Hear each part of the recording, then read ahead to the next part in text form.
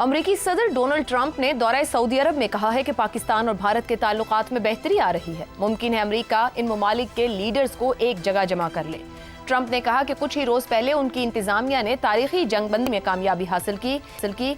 इसके लिए उन्होंने तिजारत को बड़ी हद तक इस्तेमाल किया। सदर ट्रंप ने बताया कि उन्होंने दोनों ममालिक की क़यादत से कहा कि आएं डील करें, कुछ तिजारत की जाए। दोनों ममालिक के पास बहुत ताकतवर, मजबूत और ज़हीन लीडर हैं।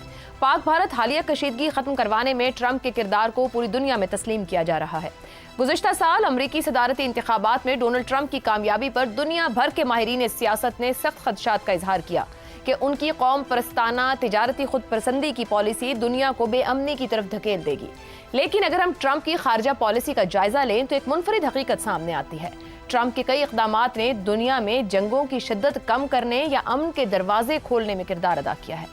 अपने पहले दौर में भी ट्रंप ने अमेरिका की बराह रास्त जंगी मुदाखलत को कम करने पर जोर दिया। उन्होंने इराक, अफगानिस्तान और शाम से फौजी इनखला को अपनी तरजीह बनाया।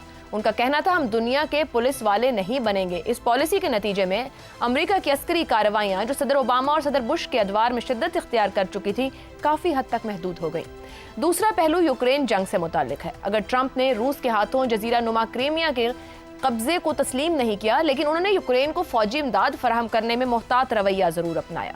नाक़दीन ने इसको रूस नवाजी कहा, लेकिन कुछ गैर जानिबदार तज्जियाकारों के मुताबिक यह रवैया मुकम्मल जंग से गुरेज की कोशिश थी। ताहम फ़लस्तीन और इसराइल के तनाज़े में ट्रंप की पॉलिसी बज़ाहिर मुतनाज़ थी, जैसे यरूशलेम को इसराइल का दारुल हुकूमत तस्लीम करना और गजा जंग में इसराइल की हिमायत करना। ताहम ट्रंप कई बार इसराइली वज़ीर आज़म नेतन्याहू को सीज़ फायर करने का भी कह चुके हैं।